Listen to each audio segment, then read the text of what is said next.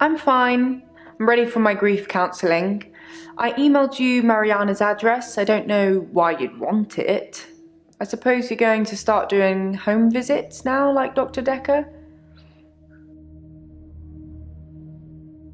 Doctor, if you don't want it, don't text me and ask for it. It's all right. I don't mind doing menial tasks for you. Someone has to do them.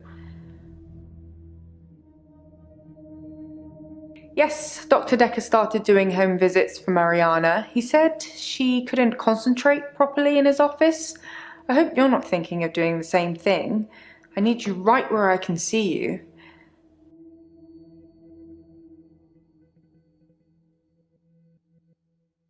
Checks and balances, Doctor. Somebody needs to be watching the watchman, so to speak.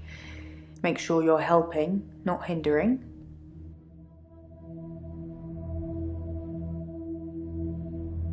Grief is such a strange word if you keep saying it. Grief, grief, grief. It sounds like somebody's being whipped. And you're going to ask me how I feel today? He probably did his fair share of helping and hindering. He was definitely helping in the beginning, but then seemed to lose sight of things. I think he was so overwhelmed by the patients he was getting. His curiosity just got the better of him. There was a definite turning point.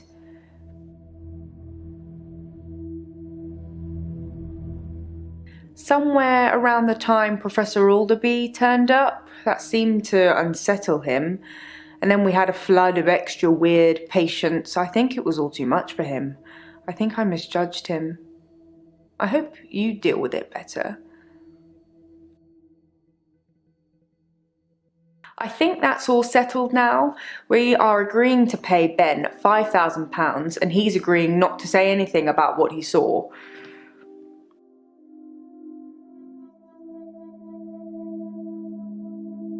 He thought he saw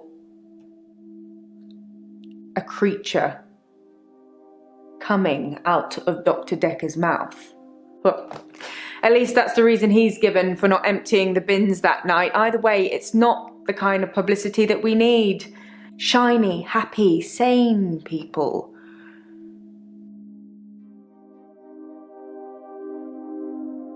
It's in that police report that I gave to you. You should really take a look at it. I honestly think that you're curing me with all this grief counselling. You know, we don't really have to talk about Dr. Dekker from now on if you don't want to. We had a connection, but it's gone now.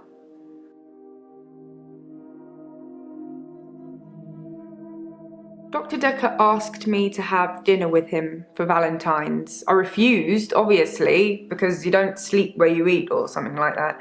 But it was flattering, especially with competition like Mariana around.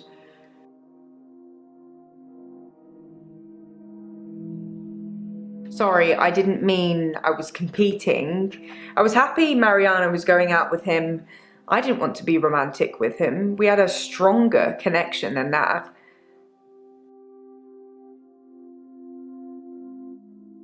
Dr. Dekker and I shared some philosophy. We'd both read The Cult of the Kinetic Mind and we agreed with a lot of what it said. Have you read that book, Doctor?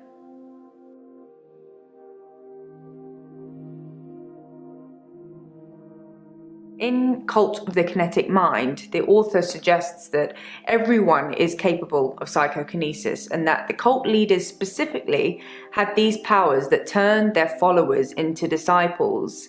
It's not a fun read, but if you're into psychology, it's a blast.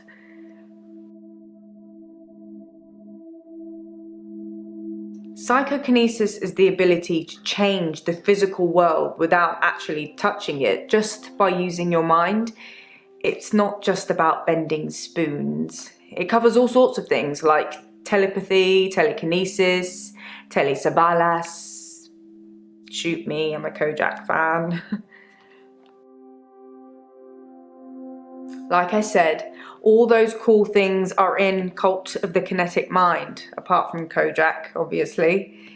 If you ever get a patient who thinks they can change the world with just their mind, then duck, just in case they can.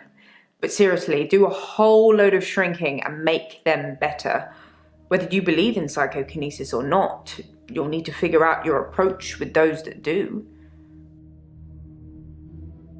How do you make people who think they have special powers better? Do you remain passive and support, encourage them, take them away? Things could escalate. Building trust is one thing, but at what cost?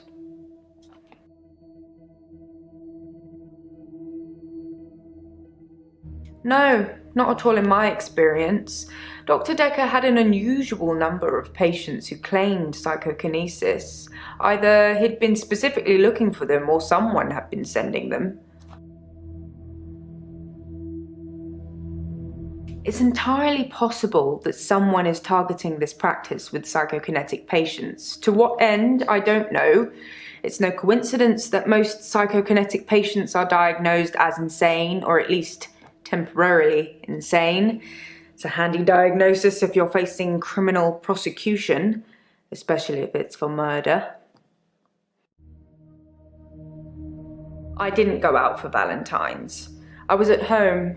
Wait. Actually, I did come up to the office at about 9. I'd forgotten a USB stick that had some files I was working on.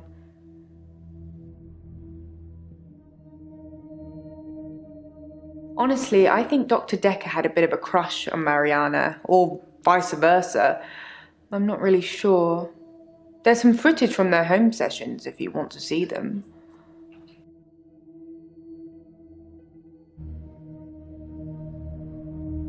It was a joke, Doctor. I guess we found our level.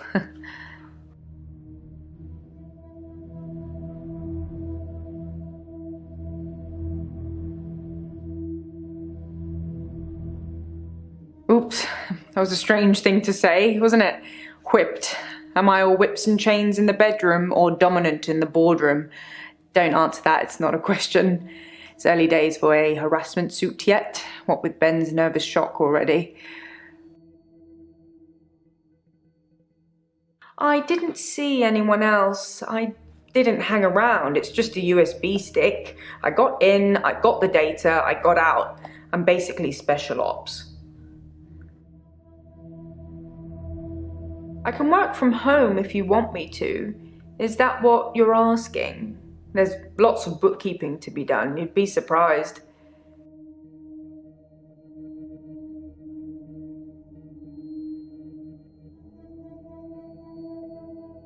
I'm happy for you to tell the police whatever you want about me. I mean, who needs trust in our work environment? I was cross-referencing the patient files for Dr. Dekker and I copied everything onto a USB drive.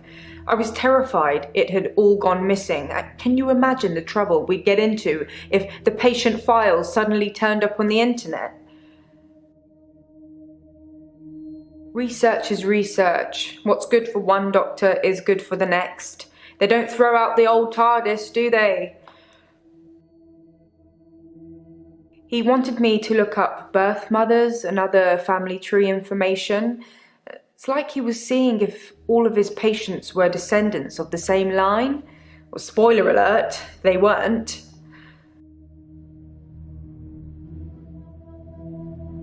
Dr. Dekker did send me to see his mother once. She was dying in a nursing home and he didn't want to see her. I remember him calling her a manipulative, evil old hag. You tend not to ask any more questions after that. I was a bit of a shoulder to cry on for Nathan. He told me a lot of things about Dr. Dekker that I probably shouldn't have heard, and I'm not about to repeat to you either. Why? What did he say about me?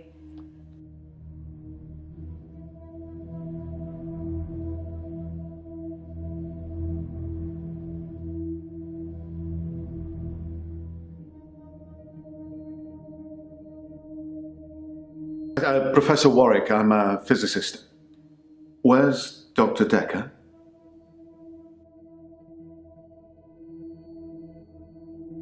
Is he really?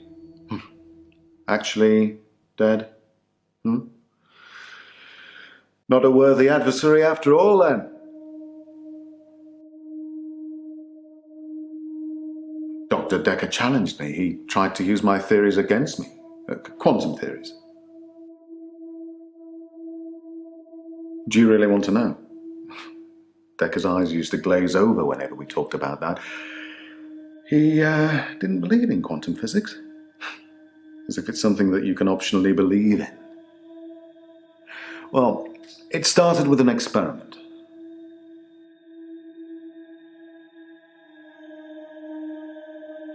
Have you heard of quantum suicide, Doctor?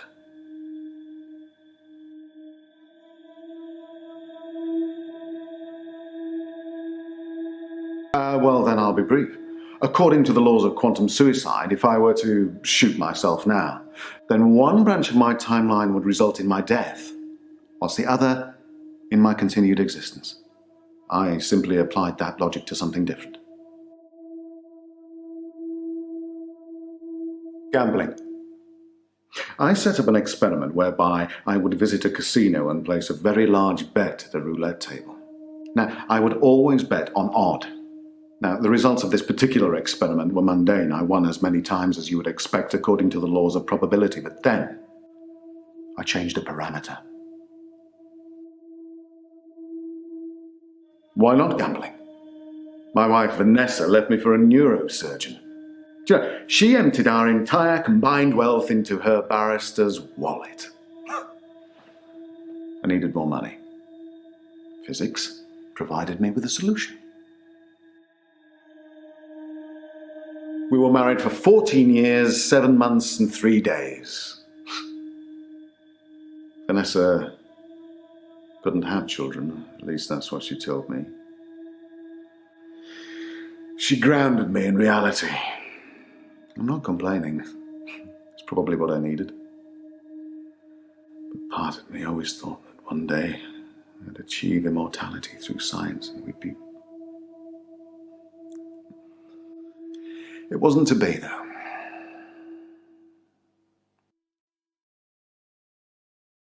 Well, yes, it bothered me, especially now that I find out that she's pregnant. Oh, no, it wasn't a rocket scientist that was required, but a brain surgeon, it seems.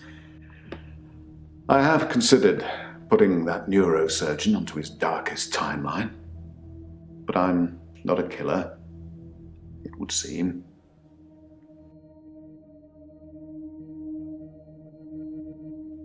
Quantum suicide required a loss of life to make it a realistic thought experiment. So I simply upped the stakes. Every time I bet on odd, I would place everything I had on that one spin of the wheel, and it worked. Well, for a while.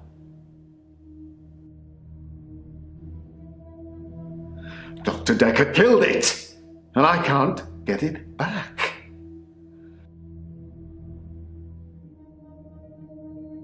Well, my theory, quantum gambling. If the stakes are high enough, you will win every time by simply shifting your consciousness into that branch that wins. It's tricky, but it can be done. Dr. Dekker didn't like that. He saw me becoming rich and powerful, and he hated that. That's why he proffered the hangman's paradox. Well, imagine a judge sentences you to death. Now, it will be Monday or Tuesday next week. But it will be a surprise. Well, which day do you think you'll be executed?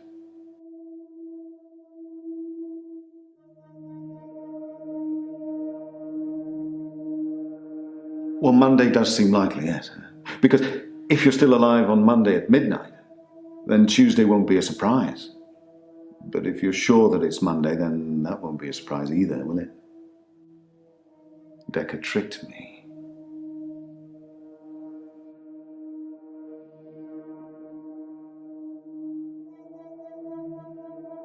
He told me that sometime in the future I would lose a bet, that I would lose all of my money. Now, this didn't seem likely because I had quantum gambling on my side and it was working. But he unnerved me, he made me doubt myself, and then it happened. Recently, I lost everything that I'd managed to build up since Vanessa left me. Honestly? Well, I think he feared quantum physics. He didn't like things being explained in terms of science, almost as if he'd have preferred chaos. I was at a fundraiser for a charity called Mindstretch Outreach. Don't know how I got roped into that, I can't remember. But it was full of very clever children with bizarre outlooks on life. And Jaya. It was Jaya who asked me to go. It's full of poor kids with very capable minds. I did give them a talk on quantum tunneling once, and they loved it. Not sure it'll put dinner on the table for any of them, though. Oh, you're going to have to Google that, Doctor, I'm afraid. I'm not a walking Wikipedia. I'd love to tell you, but I am paying you by the hour. Maybe look up Schrodinger's cat whilst you're there.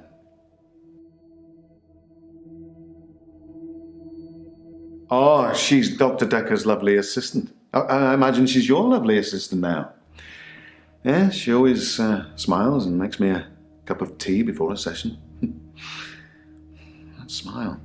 Which reminds me, my session. Can we talk about my problem now?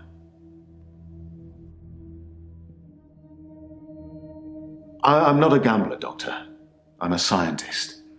I need more money. It's true I've run out of money for my research. An opportunity has arisen.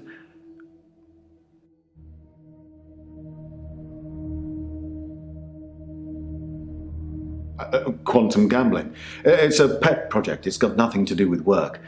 But if I don't have significant amounts of money to lose, then there won't be enough jeopardy for the experiment to work.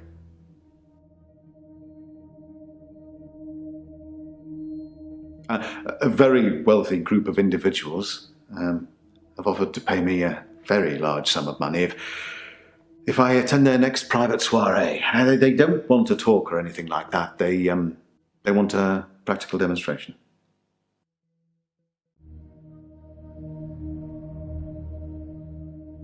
They'll pay me £1 million if I can successfully survive 6 rounds of Russian roulette.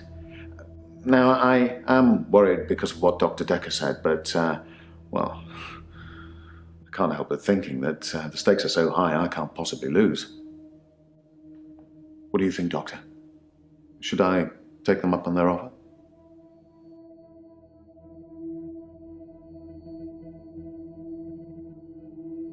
Well, the Ministry of Defense, of course. Guns aren't going to win the next war. Quantum physics is.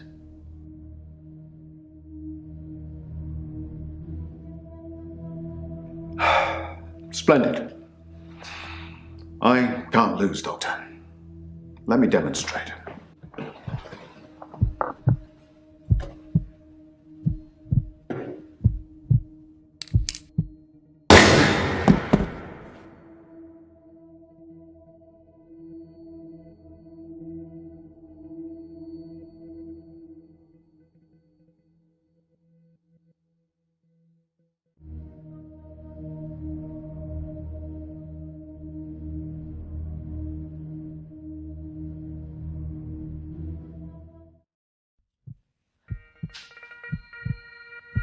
You can stop looking at me like that.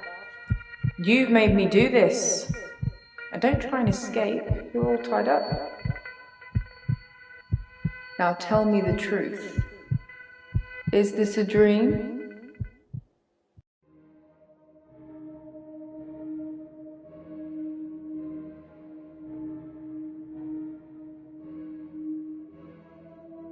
That's a good doctor. Yes, it's all a big dream. So let's get down to business.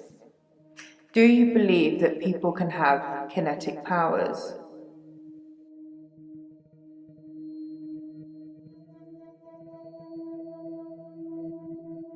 And how do we treat people with kinetic powers? Do we encourage them or do we discourage them?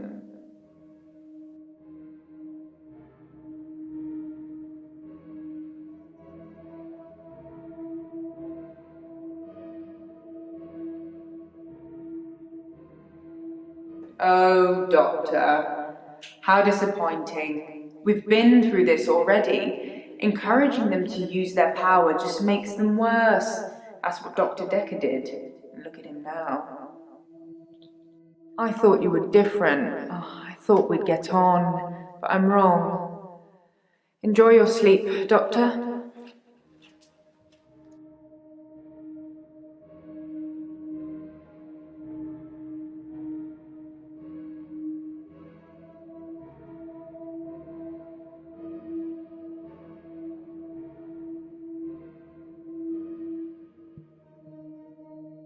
There's someone else in my hour. I brought David back to life. I removed the chains, dressed her. It was Iris. We could try shifting now. Would you like to see David, Doctor? Sorry. We both read The Cult of the Kinetic Mind, and that broke. It's no coincidence that most psychokinetic patients are Grateful if you could see your way to declaring me insane, or at least temporarily insane. There was no flame. And then there was. I'll kiss a guy, I pretended like the hypnosis had worked. and then he just follows me Can we maybe not talk about Hannah anymore? wherever I go. I may just still pull out in front of the driver.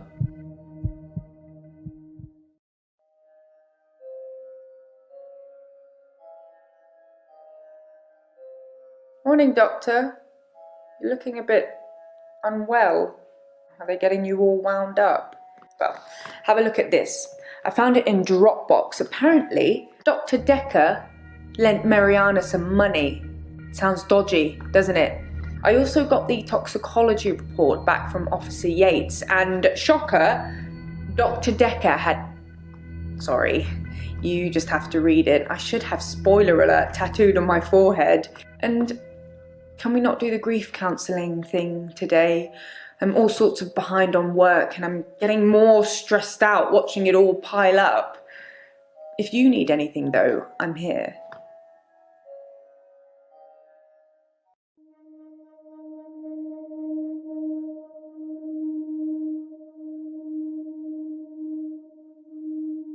I'm feeling good. I ran into one of your other patients. Mariana.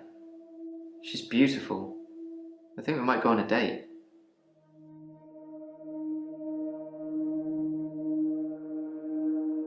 Temazepam is the same sleeping pill Dr. Dekker prescribed me. Why would he mix those with alcohol? People are such idiots. Which reminds me, that truck driver died. Alcohol isn't something I usually notice on people until they're slurring and weaving around. Was Dr. Dekker an alcoholic? Probably. I never saw him drink though. The truck driver that ran into Hannah, he was divorced apparently. He killed himself. He mixed sleeping pills with alcohol too, but he died in his garage.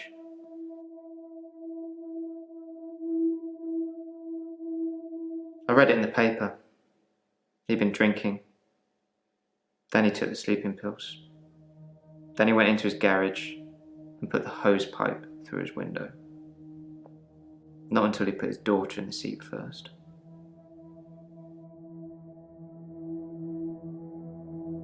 It's one of those newspaper stories you read and you hope it says he leaves behind his wife and 7-year-old daughter.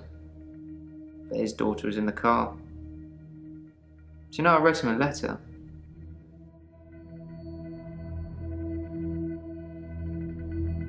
Dr. Dekker told me one of the ways to get through my grief would be to write a letter to the truck driver. I tried to forgive him.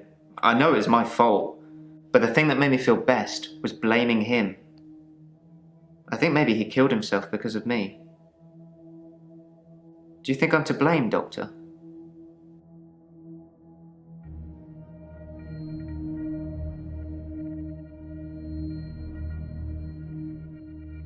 What are you trying to do most? Cure his patients or find out who killed him?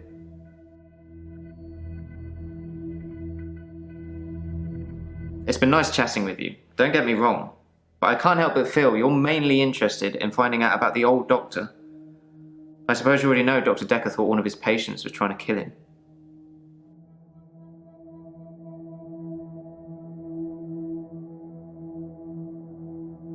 His daughter's picture was in the paper. Molly. Ever since I saw a picture in the paper, I've started thinking I could see her, out of the corner of my eye, like she's watching me. Crazy, right?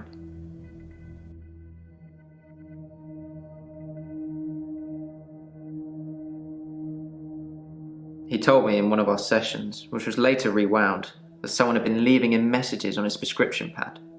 Not good messages. He didn't tell me anything specifically, just death threats. It was one of his many rants. I just sat there quietly, hoping he wasn't going to try and hypnotise me again. I asked him if it was a boy or a girl's handwriting. He said he knew who it was, and that they'd be in trouble. I think he was bluffing.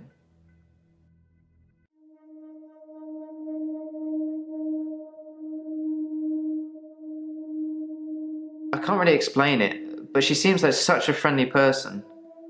I think the police are barking up the wrong tree. I think I've probably said too much. It's probably not the same girl anyway.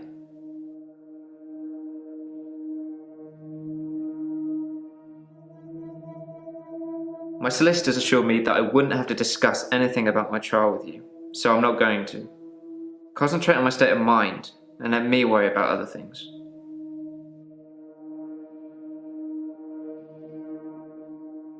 Please do. I wish I could believe you.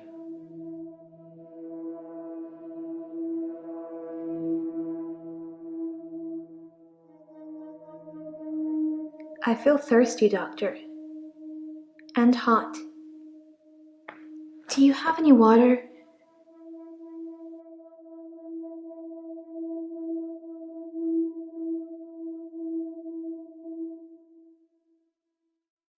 Do you forget anything from our sessions, Doctor? People follow me to the beach. I don't know who they are, and I don't know what happens to them. I don't always get followed though, so it doesn't explain my blackouts.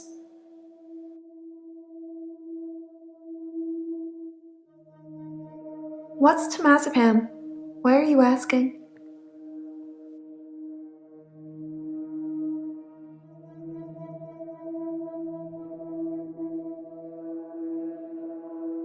I don't take sleeping pills. Never have done.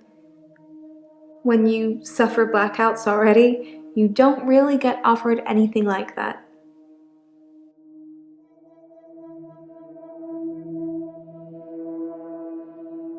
I've been drinking a lot of water recently. I didn't go to the beach. I didn't go to the sea. I said I would, but I didn't. I've been feeling this way for a while. It's like it's getting worse because I didn't go to the sea. It's like I'm having...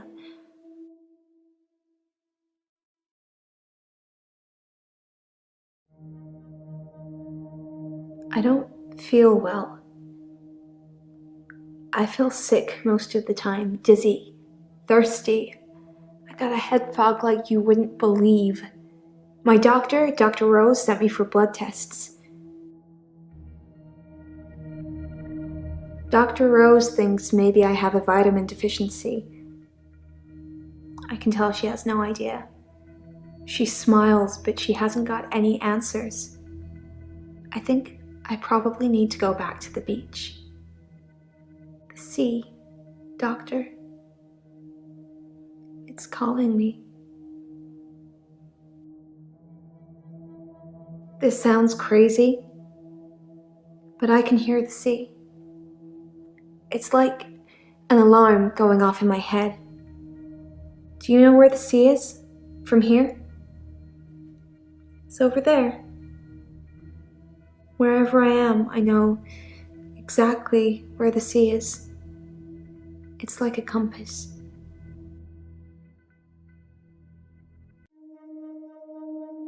I have this recurring dream.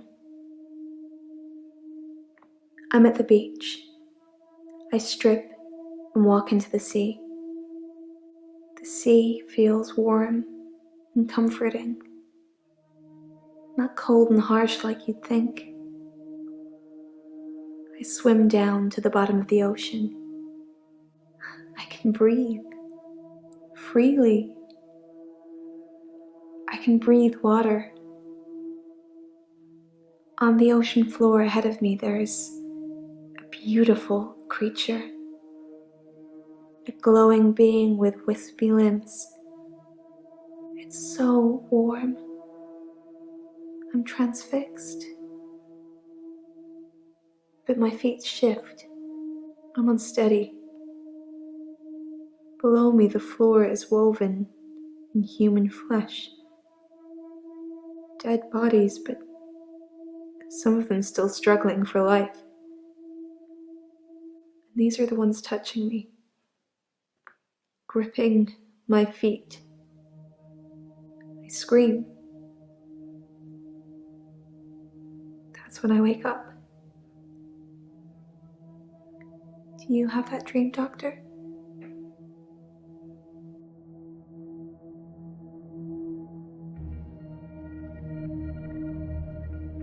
I think you're mocking me. I'd like to leave. It's a dream, Doctor. Stranger things happen in dreams.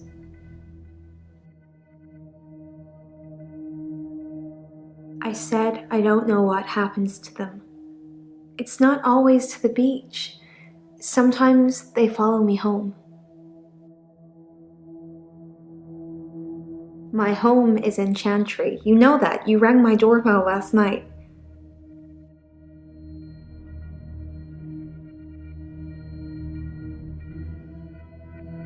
I don't know. I didn't kiss you, but you just followed me, like the others. I don't feel comfortable here, Doctor. I'd like to leave.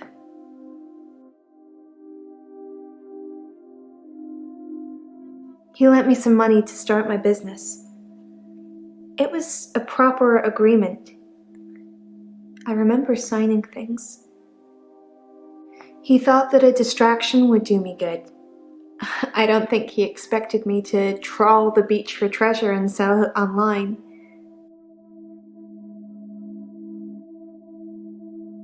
Dr. Dekker thought I had too much time on my hands, so a distraction would do me good.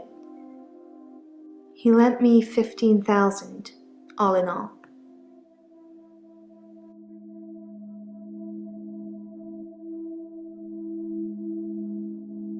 I hear a sound like singing, calling me. It gets stronger when I face it, when I move towards it. That's how I know where the sea is. But when I don't go to the sea, I feel like the sound gets louder all the time. I'm having trouble sleeping. Perhaps I need sleeping tablets after all.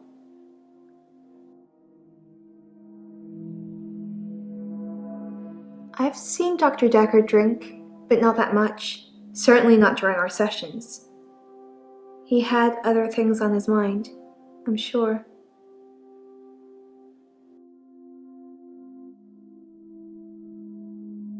If you say so, it must have been your twin then.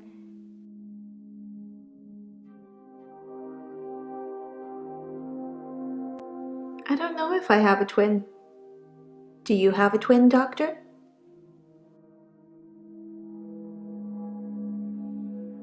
I know you don't.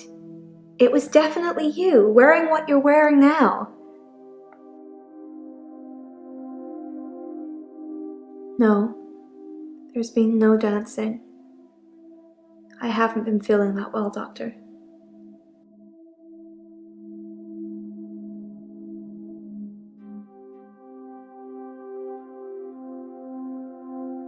He's the cute, sad-looking one, isn't he? He asked me out, and I said I'd let him know. Do you think I should go out with him?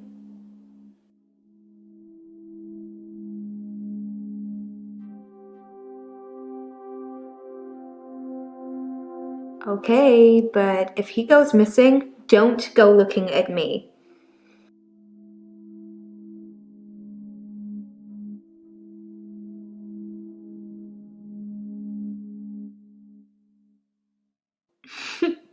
You said it with such a serious look on your face, I almost believed you. It would be good if you had some kind of superpower that helped me, but I don't think so.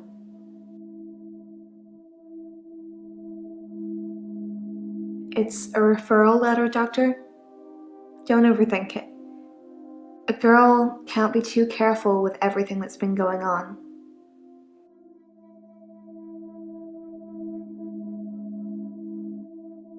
I don't want to talk about grief today. I'm getting enough grief from work. I don't know if you know, but Professor Alderby used to be my professor. He teaches history and psychology, amongst other things. I know it's not technically work, but he asked if I would allow him to have the video footage of his sessions with Dr. Dekker. Dr. Dekker wanted to be removed from all of the videos, so it's jump cut up to jump cut, but I'm sure you've already noticed that.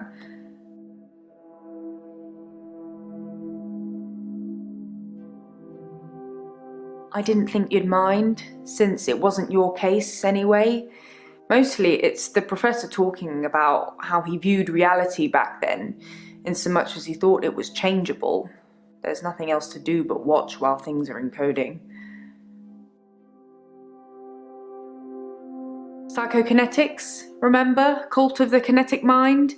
Professor Alderby said it was recommended reading to help psychiatrists in their frontline battle with insanity, he likes to call it.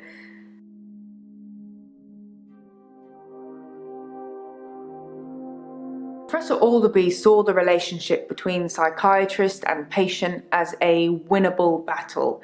The patient must be cured by removing their psychokinetic ability, if present, either by telling them it doesn't exist or by using another psychokinetic ability to negate it. It's a long time ago, I can't remember all of it. There was a specific example.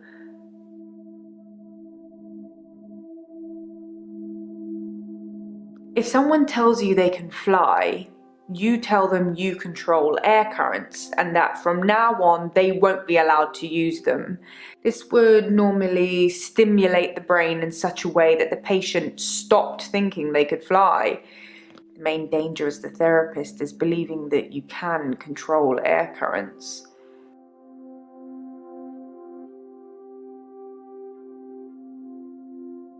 The danger of pretending you have psychokinetic abilities is that you may start believing you have them and then have them. It's the paradox of the cure. Dr. Dekker loved paradoxes. His favourite was the grandfather paradox. If you can travel back in time and kill your grandfather, then you cannot be born. But if you cannot be born, then you cannot kill your grandfather. It's a time traveler's chicken and egg, if you will.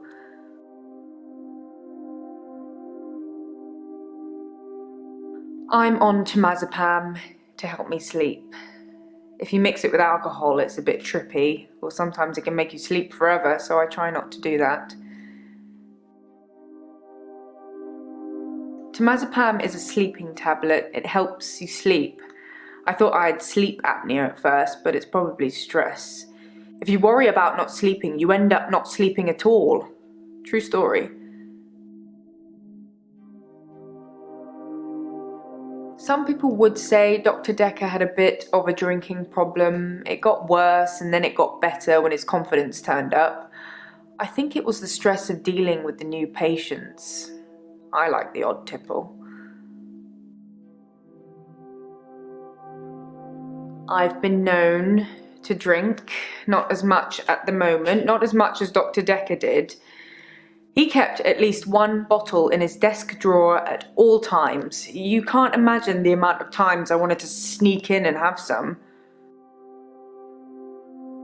I suppose it's possible that somebody spiked his drink. Most people probably knew he had a bottle in his desk. Wouldn't have been that hard to empty out some capsules into it. Maybe the police should get fingerprints?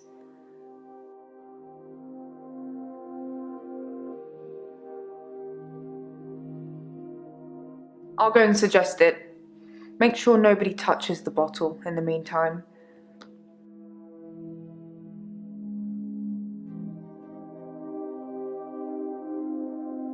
I have no idea. Maybe he was an undercover secret agent. Maybe he was getting more annoying as time progressed. You're not, though. You're lovely. Is this a good time to ask for a raise? Wow, I was kidding, but thank you, Doctor. I'll take that as a yes. And don't worry, I'll sort it all out.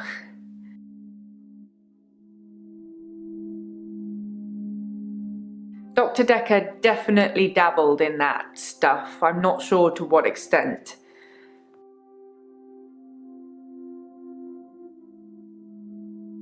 I like Professor Alderby.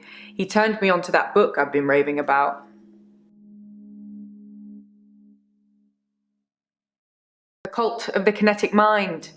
I should start selling them myself.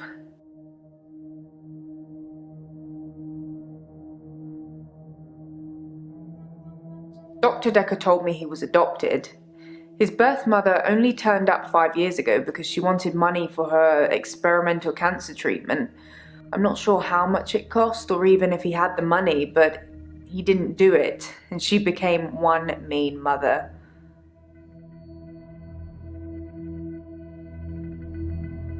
There's a lot of stress in here. We're dealing with people's lives. How do you relax, Doctor?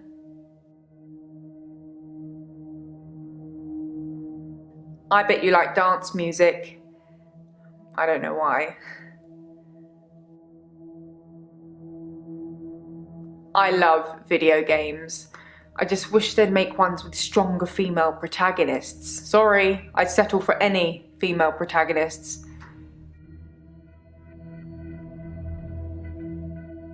I love food. It will be my downfall. Stress eating is the worst. Mariana thought I played hockey, whatever that's supposed to mean.